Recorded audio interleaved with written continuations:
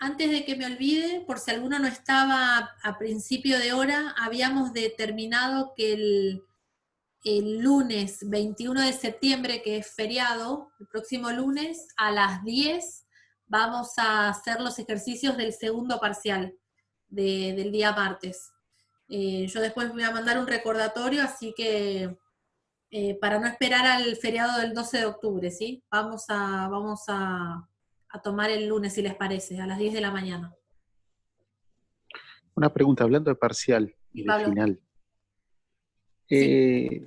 Lo que vimos hoy del Excel y todo eso, o sea, ¿qué puedes tener en la mano en El el Excel. final o en el parcial? El Excel. ¿El Excel? Sí, sí, ¿En el sí, sí. final? O sea, agarro la computadora y lo Sí, hago. sí, sí, sí.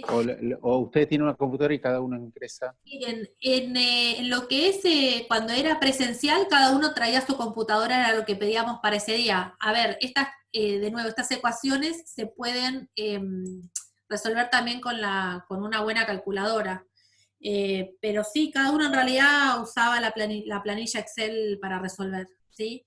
Eh, Ok, lo que, Cuando suele ser el final, hay que tener la precaución de que a veces las ecuaciones digamos, las áreas son más sencillas y directamente se pueden resolver a mano. Eh, por eso es que yo les aconsejo cuando ustedes resuelvan estos ejercicios, que siempre se inicia por resolver el tirante uniforme y el tirante crítico, como vamos a ver ahora, de reemplazar en la ecuación de Manning cada uno de las ecuaciones del área o del radio hidráulico, porque a veces es un cálculo muy sencillo, y dicen, no tengo la planilla Excel para resolver, y en realidad ahí se pone en evidencia de que, digamos, que no saben qué es lo que están resolviendo. No sé si me explico. Que es un poco más lo que ya se pide en un final, digamos. sí, Que sí, ustedes, sí, sí. ¿se entiende? A veces realmente son muy sencillas las ecuaciones y hasta se despejan de una, ni siquiera no hay que usar la planilla Excel para todo. La planilla No, Excel, sobre todo la implícita que hay que iterar y eso, claro, pero a veces la cosas. implícita a veces, o hasta está dado en el mismo enunciado, pero entonces suele, en un final suele o darse parte del resultado, o es más sencillo de calcular, y bueno, y tienen que estar un poquito más atentos.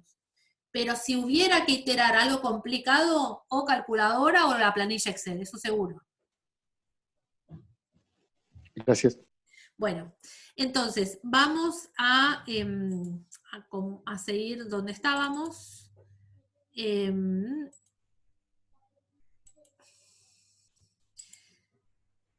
Hablamos de la revancha. A ver si era espérense.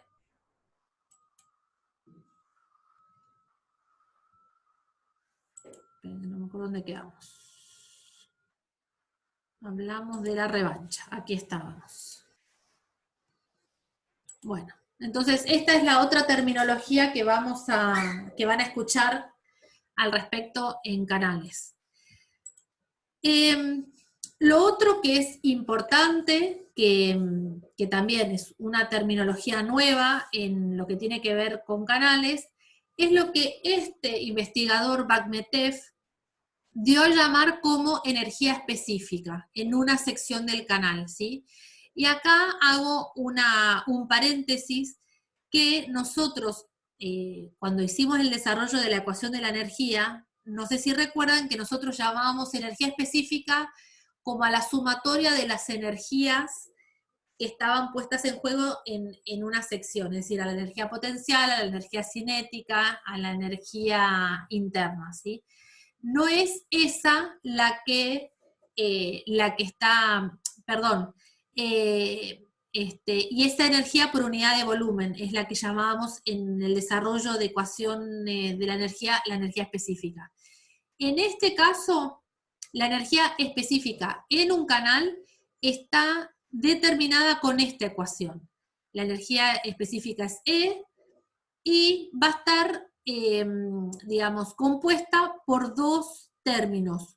Un término es el del tirante, que es I, y otro término es el de una energía cinética de la sección, que es V² sobre 2G. Esta energía específica se calcula sección a sección en el canal, no es una única. En el caso de, que estamos analizando todavía nosotros, que es un tirante uniforme, como vimos que la sección no cambia a lo largo del canal, la energía sería la misma sección a sección. Pero en el caso que vaya cambiando, como el flujo uniformemente variado, no va a ser la misma, ¿sí? Se analiza en un punto o en otro punto. Vamos a ver qué vamos a sacar de conclusiones de analizar esta ecuación, por qué en lo que es canales es importante y a qué conclusiones nos lleva entonces. Bueno, como bien dije, la altura, este primer término, tiene que ver con una energía potencial del fluido que está referida a la solera de la sección, en ese punto en particular. No es una altura Z que está respecto de un plano de comparación como lo era la energía potencial en la ecuación de la energía. Ojo ahí al piojo. Bueno, B cuadrado sobre 2G, la energía cinética. Si reemplazo la velocidad por la continuidad, B por A es el caudal, o sea que B es Q sobre área, lo elevo al cuadrado como está acá, y yo les puse, para no perder de vista, que tanto el caudal como el área son funciones de la variable I, ¿sí? No son constantes todavía, entonces se los puse acá como para remarcar un poquito más. Yo no sé si está así, creo que no, déjenme ver. En el libro me parece que no, pero nada, es para reforzar el hecho de que son variables, ¿sí?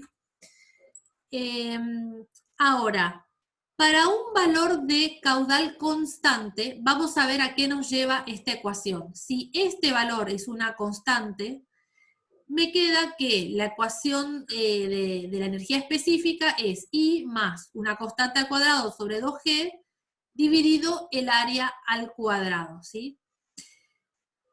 Entonces, la energía específica siempre va a ser, fíjense que es en unidades de metros, igual que se mide la unidad de la altura del tirante, y siempre va a ser el valor de la altura más un plus de algo que está elevado a la -2, por decir así, ¿sí? Si yo quisiera trazar esta gráfica E versus I, me va a quedar algo como lo que pongo acá. Acá en las ordenadas puse el valor de E y acá en la altura puse el valor del tirante. Si yo trazo trazo una recta 45, ¿sí? Esta línea que está acá, esperen que hago mi gráfico, esta es la línea de la curva de la que acabamos de hacer la deducción ahí.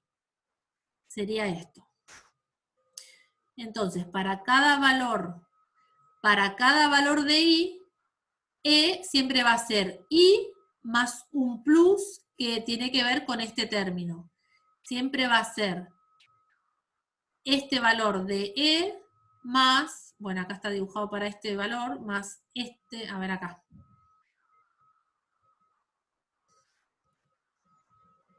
Ahí está mejor. Esto va a ser E, y este cachito que está acá va a ser este término que está acá, ¿sí? Y si yo observo la curva que queda trazada, vamos a ver que va a haber un valor en el cual esta energía específica toma el valor más pequeño o más bajo para, insisto, esta sección en particular. Este valor en el cual la energía específica pasa por un mínimo, yo lo voy a llamar tirante crítico, ¿sí? Lo voy a llamar tirante crítico. Y después vamos a observar otras dos cosas acá. Que para una energía específica cualquiera, una que yo agarre, que no sea por supuesto la mínima, yo voy a tener dos valores de tirantes posibles para la misma energía específica. Un tirante que va a estar de aquí digamos, va a ser más pequeño, y otro tirante que va a ser este de acá, que va a ser más alto, ¿sí? Entonces yo les pregunto, si para esa misma energía específica, y acá lo puedo dibujar, yo voy a tener una posibilidad donde puedo tener un tirante que va como este, por ejemplo, o otro tirante que es un poco más grande, de la sola observación de esto, y recuerden que pasa un caudal constante por cualquiera de las dos secciones, ¿sí? ¿Qué tiene que pasar si la sección tiene esta altura del tirante o la sección tiene esta otra altura del tirante 2? ¿Qué pasaría en los dos casos para que pase el mismo caudal? ¿Qué tendría que acomodarse a todo esto que ven acá en la pantalla? ¿Se entiende lo que pregunto?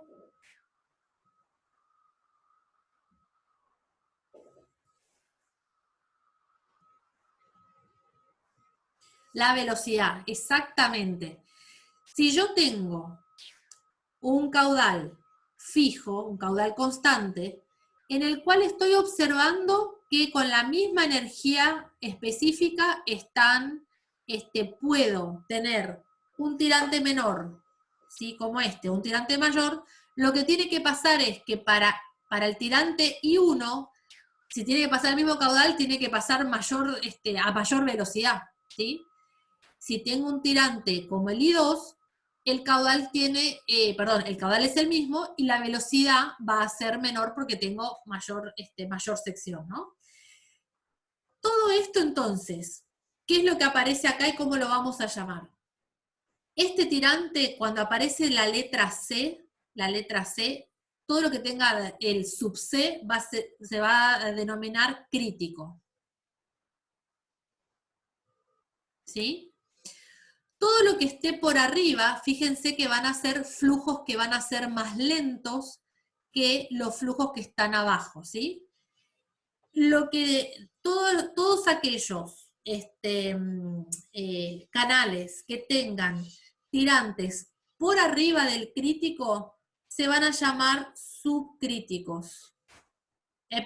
Sí, no digo bien, sí, subcríticos.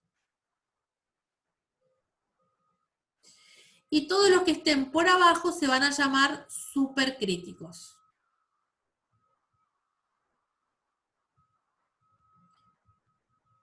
Esto es porque los de abajo, o sea, los que tienen un tirante menor, van a ser más rápidos y van a tener un flujo supercrítico.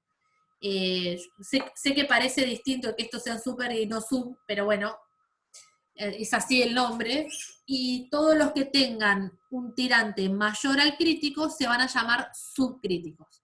Vamos igualmente a profundizar esto y créanme que bastante, así que si les queda alguna duda en las próximas filminas se les va a aclarar. Vamos a ver entonces. Yo tengo, fíjense que lo que hice de esta ecuación que tengo acá, lo único que hago es la expresión del área en función de ahí, la escribo acá arriba como -2, en lugar de elevado sobre área al cuadrado, lo pongo elevado a la -2, me gusta más para las demostraciones. Entonces, tengo la energía específica igual al tirante, igual a una constante, porque estoy poniendo que el caudal es constante, y estoy escribiendo el área también en función ahí a la -2, ¿sí? Como pongo acá, siempre que la energía específica en el canal supere un valor mínimo, que es este que estaba acá, van a existir dos puntos de funcionamiento posibles para el canal para un caudal, como decíamos, constante, que es lo que ya vimos. O I1 o I2. El punto con tirante mayor tendrá menor velocidad y a la inversa, ¿sí? Y va a ser importante para nosotros determinar cuál va a ser el valor de este tirante para el cual la energía específica es mínima, que es lo que llamamos tirante crítico. Y de esta imagen quiero que veamos esto.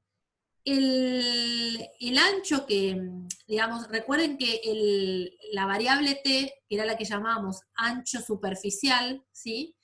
La podemos escribir como el diferencial de área va a ser t por el diferencial de i, de tal manera que diferencial de área respecto a diferencial de i va a ser igual al ancho superficial. Lo escribo acá para que veamos, porque esto lo vamos a usar en una demostración más adelante, ¿sí? Muy bien. Entonces, ¿cómo obtenemos? Quiero agarrar esta ecuación y determinar cuál va a ser el valor de i para el e mínimo, para lo cual, como hacíamos en análisis, vamos a derivar derivada de e respecto de i y la vamos a igualar a 0, ¿sí? Vamos a ver ¿a qué nos lleva eso? Entonces, tenemos la ecuación, vamos a derivar e respecto de i, lo vamos a igualar a 0, y entonces tenemos del primer término 1, y del segundo término, todo lo primero es una constante, por lo cual me queda la derivada de esto. Y la derivada de esto es menos 2 a que es función de i, a la menos 3, por la derivada de a respecto de i. Por esto es que yo les pongo siempre entre paréntesis i, para no olvidarnos de este término, porque yo estoy derivando una expresión que a su vez depende de la función, ¿sí? Muy bien. ¿Qué dije hace unos segundos? Que esta derivada de a respecto de i es igual al ancho superficial t, por lo cual este término que está acá es el ancho superficial. Bien. De este paso a este paso, lo único que hago es simplifiqué este menos 2 con este 2, este más pasa a ser menos, y este a al cubo lo reparto en a cuadrado y en a, ¿sí? De tal manera que esta q cuadrado sobre a cuadrado es la velocidad al cuadrado, me queda el área solamente acá, y acá me sigue quedando derivada de a respecto de i. Y lo que metí es, a cada término, a cada variable, mejor dicho, le puse este subíndice c, simplemente porque estamos calculando la condición de crítica, ¿sí? Entonces todo tiene b sub c, a sub c, etc. Como les decía, derivada de a respecto de i es el ancho superficial t, y si ahora, a ver, área crítica sobre t, área sobre t, es lo que llamábamos la profundidad hidráulica, ¿sí? Para recordar, lo voy a escribir acá, radio hidráulico es área sobre perímetro mojado, profundidad hidráulica es área sobre ancho superficial, ¿está? Muy bien. Entonces acá tenemos todo este término, la velocidad crítica al cuadrado, dividido g, dividido d, dividido, digamos, la profundidad hidráulica, tiene que igualar a 1 en la condición del crítico, ¿sí? En la condición donde e es mínimo. Si esto le aplico raíz cuadrada, me va a quedar exactamente esto que tengo acá escrito a la izquierda, que no es otra cosa que el número de Froude, que ya lo habíamos determinado cuando hicimos análisis dimensional. El número de Froude, ¿recuerdan qué fuerzas eran las que relacionaba? Así como teníamos Reynolds, también tenemos a Froude. Y era la relación entre quién y quién.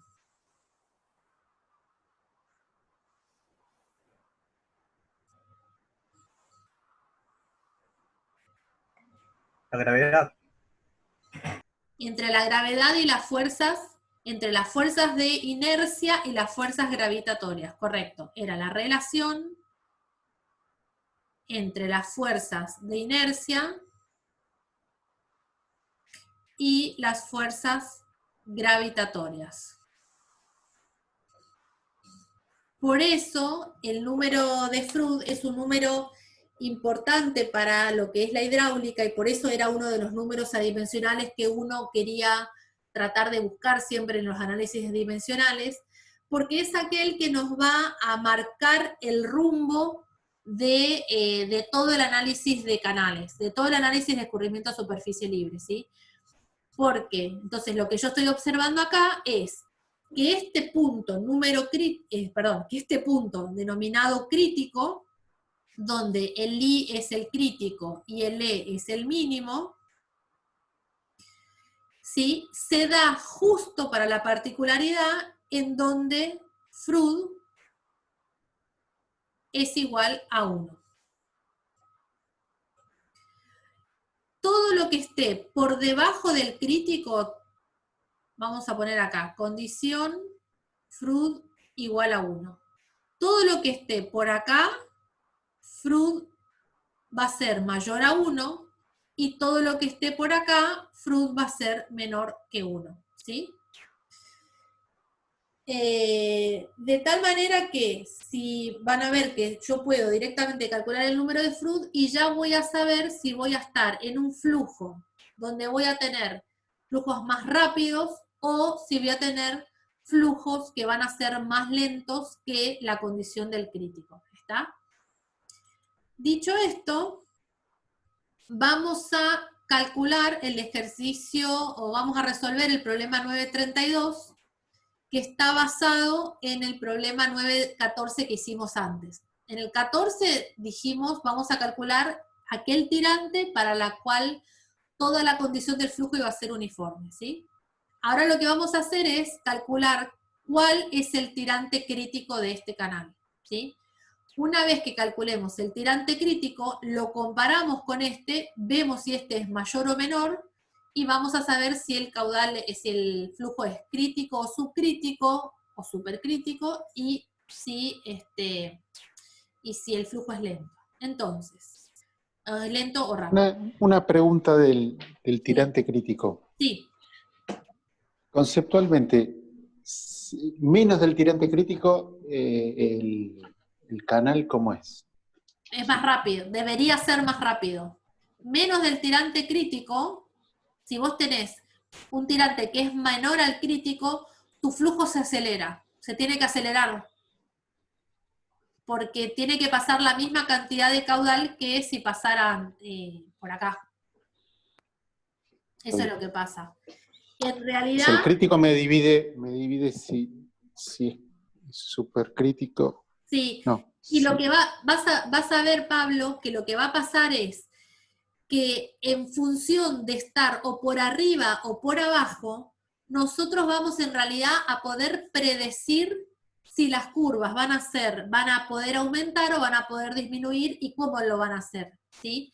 En realidad, primero, para la condición de tirante crítico no vamos a diseñar. Ustedes fíjense que todo lo que yo mencioné para diseñar tiene que ver con la sección hidráulica óptima, con el tema de los taludes, bla, bla, bla, bla. No vamos a diseñar con la condición del tirante crítico, porque una condición, como ves acá, está la bolita, o sea, que se va para un lado, que se va para el otro. Era lo mismo que el equilibrio inestable que veíamos en física.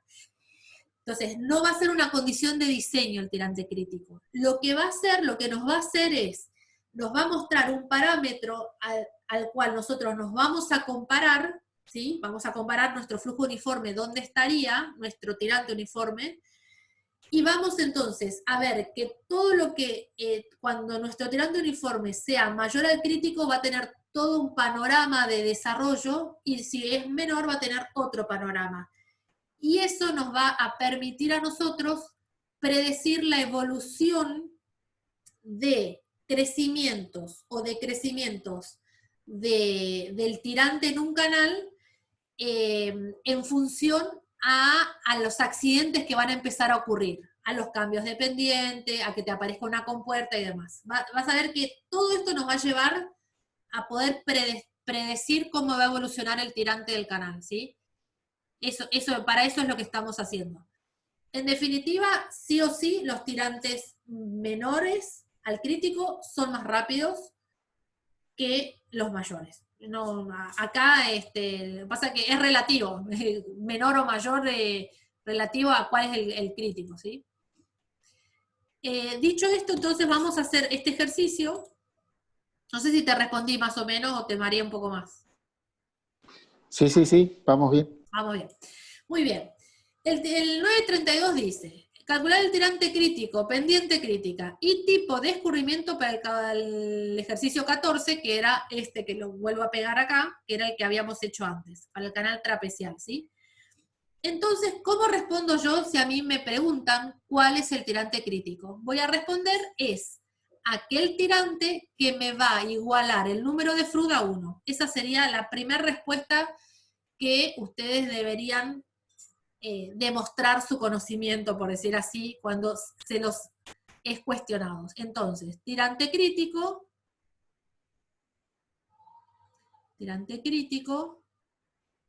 aquel que hace Froude igual a 1, ¿sí? Si Froude es igual a 1, la definición del número de Froude, yo la voy a saber, va a ser siempre la velocidad sobre raíz cuadrada de G por la profundidad hidráulica. ¿Está? Cuando Froude es igual a 1, todos los términos que están en esa ecuación tienen el subíndice C. Va a ser así, G por la profundidad hidráulica crítica. ¿Sí? Cuando Froude es 1, porque uno puede calcular Froude para cualquier valor, pero cuando Froude es 1, todos los términos llevan el nombre de crítico, o el subíndice crítico. ¿Qué haría entonces yo con mi sección? Diría, bueno, entonces yo tengo 1, va a ser igual a la velocidad, no tengo la velocidad, pero tengo el caudal, entonces tengo que escribir caudal sobre área crítica. Esto va a ser la velocidad que dice ahí. Por 1 sobre la raíz de G por la profundidad hidráulica que la tengo escrita acá. Entonces debería escribir todos estos, bueno, me va a entrar acá. Sería por todo eso que es la profundidad hidráulica, B más Z por I, de nuevo por I, sobre B más 2Z por I. ¿Sí? Esta es la profundidad hidráulica. Y, de nuevo, datos que tengo de este ejercicio. Tengo el caudal, el área no la tengo, pero la tengo acá escrita, entonces esto me faltaría, bueno, me faltaría todavía reemplazar este valor acá. La aceleración de la gravedad es dato, el B es dato, es 1 metro, Z es dato, es 2, y entonces me va a quedar, en toda esta igualdad, me va a quedar el término del I subcrítico escrito acá, y escrito acá y acá, ¿sí? O sea que me va a quedar todo un choclo de ecuación, bueno, si quieren lo escribo, estoy un poco desprolija hoy. Caudal sobre el área. Caudal sobre área, ¿qué es? B más Z por I crítico, todo multiplicado por el I crítico, por 1 sobre raíz de G por B más Z por I crítico, todo dividido, B más 2 por Z por I crítico. Entonces, ahora lo que hay que decir es, yo voy a utilizar una herramienta como la planillita Excel o como mi supercalculadora para, con los datos que tengo el dato del caudal, el dato del ancho, el dato del talud, ¿sí? Determinar quién va a ser el I crítico, ¿sí? En la planilla vamos a ver que tenemos. Recuerden entonces, 1 en 2, 5, esto lo tengo. Estos datos están. Estos datos los metimos acá, en la primer parte, ¿sí? La segunda, otras celdas directamente le están copiando los valores que ingresan en la primera parte, así que no lo vuelvan a ingresar. Y después apretando, también hay hay un macro armado para usar esta herramienta de buscar objetivo, y calculando el I crítico, apretando acá directamente les cambia el valor, ¿sí? 0,835. Entonces, antes habíamos calculado 0,80 para I0 y 0,835 para el I crítico. Si yo tuviera que graficar, vamos a volver a 0,835 dijimos, ¿sí? Nos da entonces... espera. Este valor nos da 0,835 versus el tirante que nos dio 0,80. ¿Sí? Si yo tuviera entonces que graficar el I versus la energía específica, teníamos esto acá, teníamos esto acá. Bueno. Entonces, este valor nos está dando 0,835 metros. Y yo tengo un tirante uniforme que está por debajo, que es este, que es de 0,80. Entonces, de esta observación, vamos a decir, esto acuérdense que acá es el mínimo, y de esta observación donde mi tirante uniforme es este, vamos a decir que estamos en flujos supercríticos, el flujo es supercrítico, que era lo que nos preguntaba acá, ¿cuál es el tipo de escurrimiento? Bueno, supercrítico.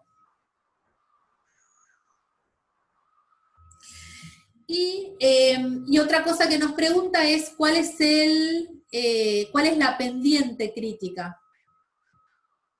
0,015. ¿Me perdí de algo? Sí, perdón, profe, yo estaba haciendo las cuentas y no me daba. Y me fijé en la planilla y usted puso n igual a 0,011. Ah, muy bien, Simplemente, gracias. simplemente Entonces eso. estamos calculando para otro 0. A ver, revisamos todos los valores. El caudal es 5, ¿no? Esto, la pendiente, espérense, ahora vamos a chequearlo. Todo puede Cada fallar, uno. usamos. El 1 en 500 y 2. A ver, 1 en 500 y 2. Esto está, la pendiente más 1 en 500. Está perfecto. Y el ancho B, bueno, vamos de nuevo. 0,92. Claro, y 0,835. Entonces es al revés. Gracias, Acá lo copio. Entonces estamos, fíjense cómo al cambiar, solamente cambiando el coeficiente del material, es decir, el coeficiente de Manning, como para el mismo caudal tenemos distintas particularidades, ¿no? Esto, por ejemplo, que bueno que vino, así lo podemos comentar. Entonces vamos a corregir acá. Vamos a corregir acá. Perdón.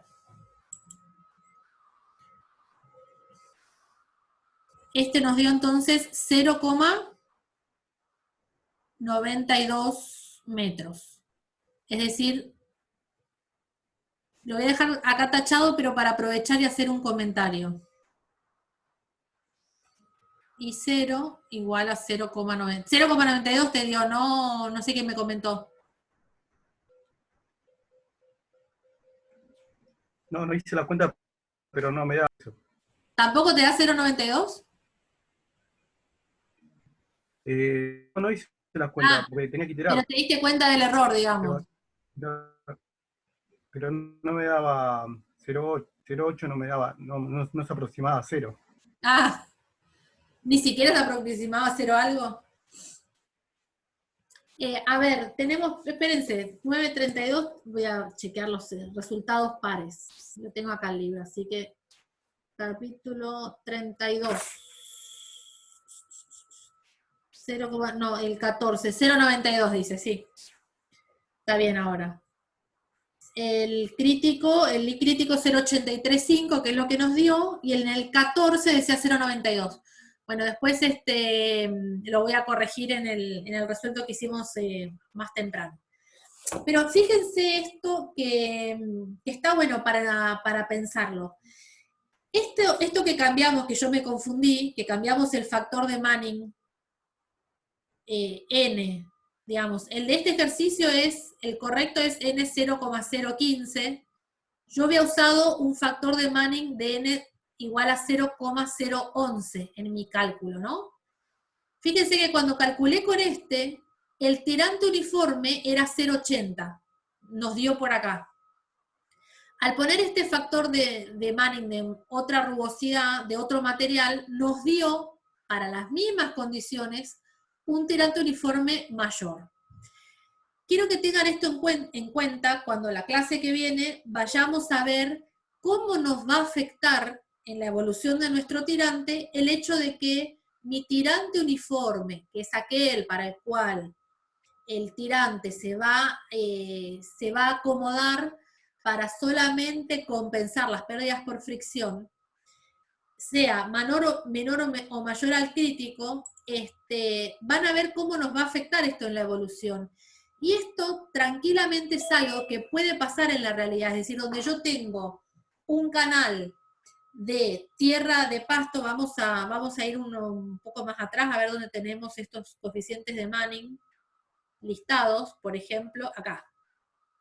0,0, no tengo ningún 0,015, pero fíjense, un canal de pasto, puedo tener un canal trapecial que empieza con algo de pasto revestido, como pueden ser las acequias, y de repente ese canal se transforma manteniendo la misma sección, en algo donde puedo tener, o bien, por ejemplo, de mampostería o de hormigón, ¿sí? Que se acerca al 0,011. Entonces, es algo que podría pasar y que nos va a cambiar la evolución del tirante, ¿sí? Ténganlo en cuenta porque está... Incluso, Sí, escucho. incluso va a cambiar con el paso del tiempo, o sea, va a empeorar. Incluso suele cambiar con el paso del tiempo, sobre todo por el depósito de sedimentos, la verdad que sí. Y eso lo vemos en todas las canaletas de todos los pluviales, los que nunca se limpian. Todas las canaletas de pluviales que siempre nosotros calculamos, que en general siempre a los techos nunca se sube nadie para limpiarlos, siempre tienen depositado como una costra de un polvo súper denso, que es el único polvo que no se huele, que queda depositado, y vieras cómo eso afecta al rendimiento del canal. Pero bueno, está bueno